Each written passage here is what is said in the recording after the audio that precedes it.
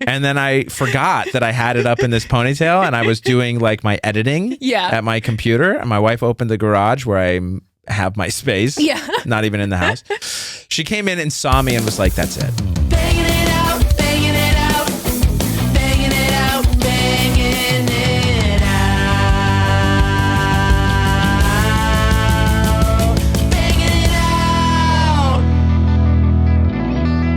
Welcome to Banging It Out. I'm your host, Elke Thoms. My guest today is a father of 4 with limited free time. Previously, when it came down to time for a haircut or time for stand-up, he chose stand-up. He's also a comedian. You can hear him on Sirius XM and can see him on Dry Bar Comedy, as well as his podcast reviewing self-help books called Self-Help Yourself. Seth Lawrence. So good to have you. Thank you so much, Elke. Yeah. It's an honor to be here. Okay, 4 kids. Yeah. The fact that you can even be here for half an hour. It's astounding. Yeah, it is astounding to me. Yeah, no, it is. So talk to me about you grew your hair out. Yeah. And clearly you have found time to cut it. We can see today. Since found, right. Okay. Yeah. Okay, so when was this phase in your life? It was the tail end of, I'm trying to remember, tail end of 2023, I want to say. Okay. Yeah, coming out of the pandemic, you know, we'd been out for a good minute and just like gotten used to not doing certain things. Right. And one of those things was getting a haircut. Yeah. So also my wife will cut my hair. Oh, that's if nice. we're in a good place. Totally. In our relationship. And sometimes so the fact that my want hair her got scissors, I imagine. Yeah. Yeah. Right. Exactly. So we were both super busy. Yeah. And that was the real issue. We were both super busy, and you know, my hair started growing out and my wife was kind of like, you know, this is kind of fun. Right. So then what's the point of getting it cut? I see. If she likes it, why should I? Totally. Okay, so she was liking it. And it was she was long, liking and how it. long, like? It was almost shoulder length. Almost shoulder length. Okay. Yeah. Yeah, it was close to that. So pandemic, you kind of were like, I'm going to not cut this as much. And then she would cut it. Okay. And then as we rolled out of the pandemic, you know, life came back. We both started getting busy. The kids were back into their normal programs and schools and sports. And it just, life kind of got away from us. And I think it's really important to me as somebody who's really into being organized that I need all your kids' ages and grades, please. Sure, yeah. So that I can imagine this properly. So at the time, that's what you want? Yeah, all right, I'm going to have to do some subtraction here. Or you can do now. Our listeners I'll give you a ballpark. How about that? My oldest was 11. Okay. So that would have been like 5th grade, 6th grade. Cool. My son was 9. Yep. 3rd grade. Yep. My daughter was 4, had not yet started kindergarten. Okay. And my youngest was 2-ish, maybe 1.5. Yeah. 2. So, you know, at home. Wow. Yeah. Oh so my gosh. So it was a lot. That actually was a question from your wife. She just asked me to pop quiz. How involved am I as a father? Oh my gosh. Yeah. And so you come back out of the pandemic and you're like, I'm going to just let this happen. Now, in the pandemic, were you, I know you are a stay-at-home dad. Is that correct? Yeah. So in the pandemic, I imagine you had a little bit more help from your wife, maybe, because she was at home too? She was home more. She was home, but she was not about it. Yeah. So she works and she does a lot of remote work. Oh, totally. So over COVID, it was just remote work. Yeah. So she was just home, but still working. We have a home office where she basically lives during the day. Okay, got it. Yeah. Well, good on her for setting that boundary. She's like, oh no, I'm at work. Yeah. Would your kids like run in the back of her Zoom meetings and stuff? I feel like it's sequestered from the rest of the house. Okay. So they aren't, unless they go into the office, they're not getting in on accident, you know? Doing that. Yeah, they're doing it on purpose and against everyone's wishes, usually. Yeah. And so I imagine for you being a stay-at-home dad, like time management, this is incredible to me because I feel like I barely have time for stand-up and I live by myself. Yeah. But you have a job and other things, right? You have a life. I have a boyfriend. Those are the extent of my commitments. Basically and still I'm a child. Basically 100%. Yeah. That's a good point. And still I'm like, it's so hard to find time. Yeah. This kind of feels like my baby, but you have a podcast too. So like that. Yeah. And my podcast, I would like for it to be regular. Okay. But that's one thing where it's like, if something's going to drop, unfortunately, it's going to be that. Yeah. At least until it starts making the real money. And then it's like, no, right. You kids are going to fend for yourselves for a while. Sorry, what are you guys pulling in any money? Okay, no, then it's going to be the podcast. Yeah, exactly. Yeah. Right. Yeah. So, time management is important. Calendaring, I basically live by Google Calendar. Okay. An ad for Google, I guess.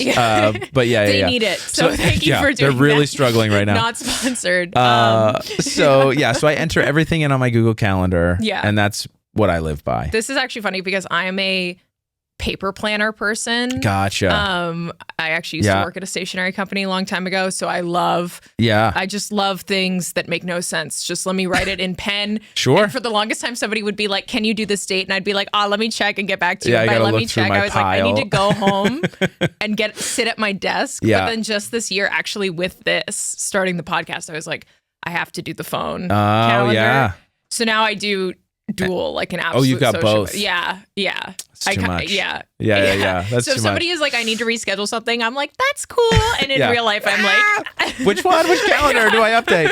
I have to update both of them. So maybe that's why I have no free time. I'm too busy. You're just calendaring everything twice. You're doing it twice. Wait, I just scheduled a dentist appointment yesterday. I was like, hang on, I need 10 minutes now to do this. Yeah. Well, I went to phone because my wife also has her own calendar and we sync them, and it's very hard to sync paper calendars. And do you color code for the different kids? I don't color code for the kids, but I label it. I'll have a label in the thing. Yeah. My wife's is color coded. Yeah. Like hers has her own color. Right. Based on my calendar. Yeah. Anyhow, so that was the big impetus. So what is your day or like your week like when it comes to kind of raising 4 kids and then trying to make time for stand-up? Yeah. Well, it has changed drastically over the last couple years because more of them are in school. I have one that's at home and she's starting school next year, which I cannot wait for. Everyone's like, oh, you cherish these moments. And I'm like, I'm done. I'm done cherishing. We are now into the next phase. I've cherished. I've lived in the present. Now I'm ready. Yeah. No, it is a little sad, right? That there are certain chapters that are closing. Right. But it is very different now for me with less hectic days because it was before like entertaining 2 kids, trying to help them, be ready for school. Yeah. Which is its own thing. Right. That I am not well equipped for. And now this makes me curious. Are you like, do you cut their hair? What's that situation? I have cut my son's hair, I think once. Okay. And it turned out actually okay. Oh, nice. So I'm probably going to cut it again when he lets me. Is he of the age where he would voice if he didn't like it? Or he's on the cusp. Okay. Yeah. Yes. Yeah. He's 10. So it's getting to that point where he's like, this is bad. Yeah. Don't do this ever again. Yeah. But no, it turned out okay. Okay. Yeah. Very nice. And your girls? I don't. No. Never. No, I actually have some PTSD, not from anything I've done. Yeah. I came home one day when I was a kid to my mom cutting my sister's hair, and it was... my sister turned to me. My mom was like, Seth, I think I need some help. I was 11 years old. Okay. And she's like, I need backup. She's like, yeah, can you fix this? And my sister turned to me and it was honestly like this. Oh my gosh. Just uneven, totally awful. And I was like, what? And is she like, what? She's expecting you to like YouTube? Yeah, what am I supposed to do? YouTube was not a thing at that time. Right, totally. So it's like, just get a bowl, I guess, and put it on her head and cut even. I don't know. Anyway, so that was bad. My dad cut my younger sister's hair once, and she was probably like 10, but she's a ballet dancer, and of course was doing that then. Yeah. She's intense. Yeah. She's an intense person. Sure. And I just remember her coming upstairs sobbing. He was like, or she was like, he cut it too short. And I'm looking and I'm like, first off, it's the most straight line I've ever seen in my life. Way to go, Dad.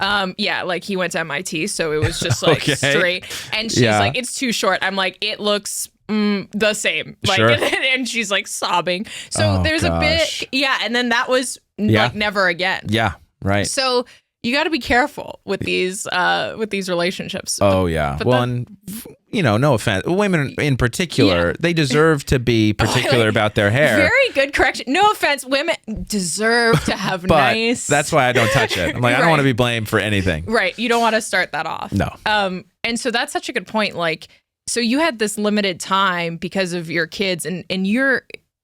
I don't have kids, but I did babysit Sure. a lot growing up, and just like you saying you have to keep them entertained, like sent shivers down my spine. Yeah, it's a nightmare. Because I remember I used to babysit for these 2 kids over the summer when like their camp was done and they had like a week or 2 off, and it was like the parents would leave and I'd be like, I have like 8 what are we gonna do? What are we gonna do? Yeah. And you like, there's only so much TV the parents will allow. Right. Yes, like of I'm course. like, hope you like being outside. Right. Like, and you're safe. I don't know. What are you gonna do?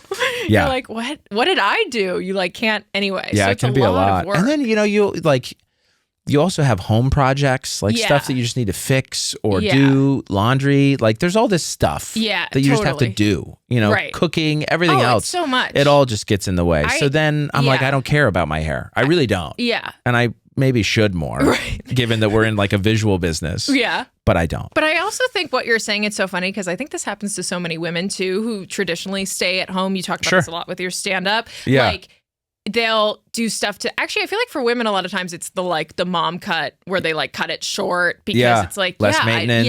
Less maintenance. Don't want kids like if they're really young pulling at it. Right. You apparently weren't concerned about that, but I guess your kids were out of that. As my hair got longer, I was more concerned about that. Like, wait a minute. Yeah. But no, happening. that piece is not quite as that's not as intense for me. So I just let it grow out. My wife was like, I'm kind of liking this. So then there was absolutely no impetus to getting it cut. Yeah, that makes sense. If other people around you had been like, and did your kids have opinions or no?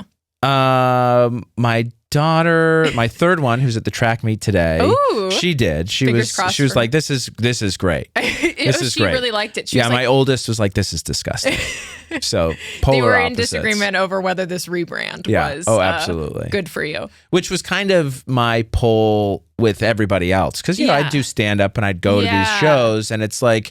Yeah, I was curious how comedians were 50-50. Yeah. Yeah. You're like telling a joke at an open mic and you're like, I've made time to be here. And people are like, I'm out on your hair. I don't know about this. Yeah, it was usually off stage that I would kind of pull, be like, do you guys like this? Is this a good look? Right. Does it fit the humor? Because that's the other thing that you don't quite realize is how much your appearance does change the delivery of the joke or the reception of the joke, whatever it is you're talking about. Oh, 100%. It's I think it's a huge part of obviously what you look like and the jokes you're delivering and all of that. Right. Yeah, you talking about being a stay-at-home dad is going to go very differently whether you look put together or an absolute right. wreck. Yeah, exactly. Well, and talking about religious stuff as well. It's like if you look clean cut, it tends to hit better because people are like, oh yeah. Like, but if you don't, if you look like a schlub, then they're like, really? Are you? Or are you just saying that for the bit? Like, what's going on? I know we'd met previously, but I recently did a show that you produced at a Catholic school. Yes. Which I grew up Catholic. So I just want to say doing that was so, I don't know if it was healing, but it was something. Cathartic. It felt cathartic. Good. I went to public school, but I went to like Sunday school growing up, you know, all of that. I really enjoyed it because it felt like the one audience that was worth telling my story about, for my first confession or before first communion, had to go to confession and all that. And my mom, I was really nervous about going to confession. And so my mom was like, oh, we'll practice. Like, we'll go together and you'll go. And then I was like, great, that was easy. And then I show up at Sunday school and they told us we were going to go like in like a month for the real deal. And I get there and they're like, we're going today. And I'm like, but I just went 3 days ago. Yeah. I've cleansed my sins. I have not sinned in the past 3 days. And they were like laughing at me like, I remember my teacher was like, I wish I could go 3 days without sinning. I was like, okay, well, what are you doing? It sounds like a you problem. And you were how old? Like 7 or 8, second grade. Yeah. And so I literally remember like walking, like being like, oh my God, I'm going to have to lie in confession.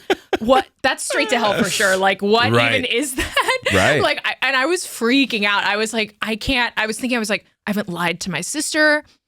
I haven't coveted my neighbor's wife because I'm only 7, you know, like so many things. And finally they let me, I think they saw me like sweating bullets and they were like, okay, she's either done something really like, terrible. They were like, okay, you can sit it out. I was like, I'm sorry, I haven't been bad enough. I'm an eldest daughter. That is so funny. So yeah. So when did you sort of make the decision I feel like at some point a decision was made of like, okay, I'm going to prioritize stand-up over, you know, maybe not just your hair, other things, I don't know, but like kind of talk me through that, because I feel like for so many people, it's hard. You have kids and then it's like, it's not even like one decision, but like slowly over time, there's less and less time for it. And you've clearly prioritized it, you know? Yeah. In my life, as far as stand-up goes, it happened. My wife and I got married in Utah and then moved to North Carolina. We both did graduate school out there. And then she got a job that brought us here. Oh, okay. And cool. Making that move was when she and I discussed like, okay, well, what are we going to do when we move? And that's when we decided that I could pursue stand-up and really make it a priority. And we've had multiple discussions since then, because my personality type is to dive in. Right. So I was doing stand-up every day. We had, 2 kids at the time and then eventually 3 kids. I was doing stand-up almost every night. And basically she would come home from work at like 5:30 and I would high five her out the door and be like, okay, my shift's over. It's your turn. Like dinner's in the oven. Good luck. And after like a month of that, she was like, we either get divorced or you pick a few nights because we don't see each other. That's such a good that point. was a big conversation that we had. Same thing when I started, like, how many of us harbor this idea of like, oh yeah, I could do acting and stand up and everything's going to go great.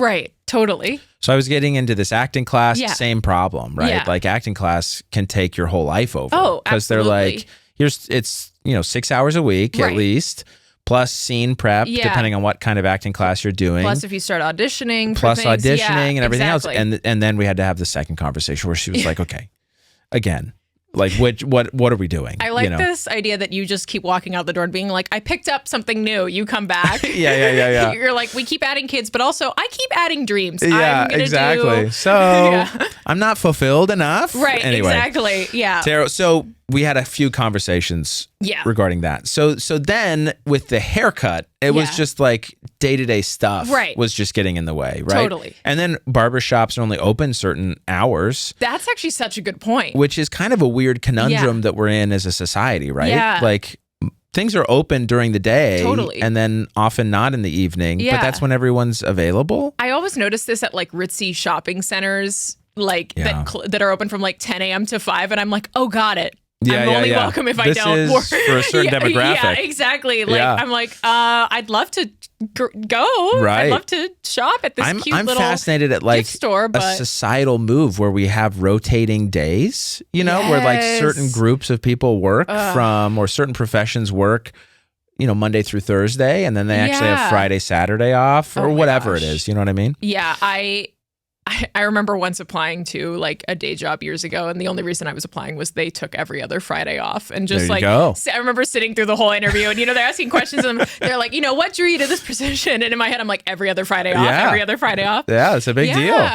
I mean, my thing, I'm just giving out free, advice to the world. We should all work till like 1 and be done.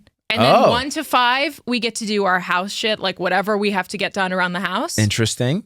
And then we're actually And then free. you're just really done? Yeah. And then you're just then you can actually be really done. Yeah. I think we should all work until the coffee wears off, or until like whatever. I just feel like I have the most energy till like 1. Most productive hours. That's why we do this are in the morning. Typically.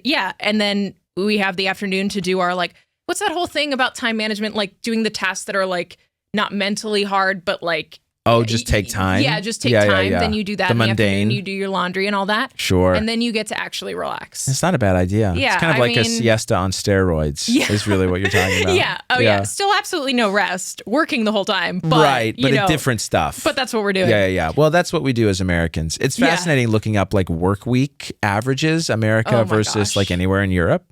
I did a comedy festival in Amsterdam a few years ago. Yeah. Loved it. Boom Chicago Comedy Festival.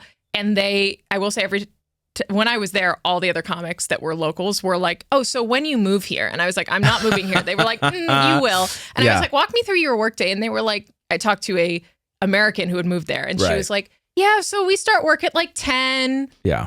We're done by 4. Like 3:30. And I was like, is it weird? Like, do things get done? And she goes, oh, no, things don't. Things don't get done. Yeah, that's the dark secret. She's like, that's very hard to adjust to. Right. She was like, I'd be like, asking people like, where is this file? Whatever. Yeah. Work. And they'd be like, America's number one, baby. Yeah. And they'd be like, you just sent me this 3 weeks ago. You're not going to see that for 3 more months. Yeah. Fascinating. We're going to jump into our game, Would You Rather? Would you rather, would you rather, would you rather? All right. I have a question for you. Sure. We'll start with that. Let's do it. So would you rather every time you get a haircut, your hairstylist always loves what you want to get done, or always hates what you want to get done and suggests something else? Please keep in mind in both scenarios, they could be lying. You know what? I honestly don't even care that they're lying. You don't even care. So I would take them telling me over, because I never know what to tell people when I go in. Yeah. When I was single, honestly, I would go in and be like, because most of the people who cut hair are women. Right. So I would go in and I'd be like, whatever makes you attracted to me. I don't even want to date you. That's so I don't want to good. date you. I just want what would you like to see on my head? Yeah. I assume you're an average woman and that most other women would just be attracted to like, that. I assume you're an average woman. She's like, well, I'm really Above? into multicolored. You know what? Fine. Let's do it. Yeah. So I would take them telling me, even if they're lying about it. I would take them telling me. Yeah. Okay. Yeah. So you would take that. You would rather come in and you're just like, whatever. And they're like, I hate that. We're doing this. Right. That kind of sounds like what you were doing. I never come in with a plan. That's wow. Honestly, that's so good. It's a different, I don't know. Maybe all guys are like this. Yeah. Maybe, I don't know. maybe I'm weird, but I'm just like, I don't know. Make it shorter. Yeah. I don't know. So I would take them telling me. Okay. I feel like this question was born out of when I wanted bangs. I had like 3 hairdressers tell me, no. They were like, nah. And it took like the 4th, I'd been thinking about it for like a solid year. And I was like, no, damn it. Now we're doing it. Come on. I want. But they were all like, So anyway. I mean, that's fair. And I also think women generally have a plan going in. Yeah, because we do. Hair is much more important. We have a plan. We have photos that look absolutely nothing like us that we're like, make us look like this. Yeah. And they're like, okay. Holding up a picture of Chappell Roan. Like, I want to look like this. We'll do our best. Okay, so many different things going on here. Expectations are a big thing. Okay, do you have a little question for me? I do. Okay, Elke. Would you rather never have to worry about washing or styling your hair? Ooh, my dream. Or never worrying about shaving? Wait. Ooh. Okay, I'm going to take the hair. And that's just because I'm blonde, so shaving, humble brag, not a huge deal for me. All right. I mean, it is, but like if we go a few days without, nobody's going to notice. Sure. It's fine. Sure. Hair, I mean, I've mentioned this and I hate that I admit it so much. I'm really not very good at doing hair, so I don't know why. I don't know why I came up with this concept for a podcast. It's a great I'm not concept. very good at it. Yeah. And so I would love to never worry about that. Never have to worry about it And I think again. also, especially for this, that would be great. Yeah, if I could just show up and be. And it's done. I always play it off like, no, I just want people to be like, wear your hair normally. Sure. It's because I don't know how to do hair. I didn't go down that rabbit hole of YouTube when I was a teenager, and so I'm lost now. Yeah. So I'm going to go that. What about you? Well, I also am not accustomed to really doing my hair because like it's just different for guys. And I do not like shaving. Yeah. Oh, okay. So I would take the never you would shaving. Take the never shaving. Yeah. And it's just like set to go. Set to go. Ready to go. Well, I know I have to let you go to various sporting activities. Right. What's going on today, later today? Well, my son has a baseball game, so we're off to that. Nice. And then it's dinner time and other, oh my gosh. I got to earn my keep. You know? really do. So I've got to do my jobs. Right? The game? I help coach. I'm one of the assistants. All right. Yeah. Can I tell you why I got my hair cut eventually? Please. Oh gosh. So here was the impetus. And You're speaking like, could you about finish this interview? Well, in speaking about doing your hair. Yeah. I did not know how to do longer hair. Obviously. Oh, there we go. I've never really done it before. Well, I was doing yard work, doing what I'm supposed to be doing as, a man. And it was getting my face. So oh my gosh. I found a hair tie and I put it up in a ponytail, like in a man bun. Yeah. Finished the yard work. And then I forgot that I had it up in this ponytail and I was doing like my editing at my computer. And my wife opened the garage where I have my space. Yeah. Not even in the house. She came in and saw me and was like, that's it. We have to get it cut. I love that you went out. You're like, I'm going to go be a man now. Yeah, and you yeah. leave And I had to put in a ponytail. And you put in a ponytail and you come in and she's like, no. We're done. This is not good. Oh my gosh. I'm no longer attracted to you like Thank this. you for telling me that story. So that was the impetus to get it cut. So I never want to have to do it. That was the end. One hair tie changed the whole game.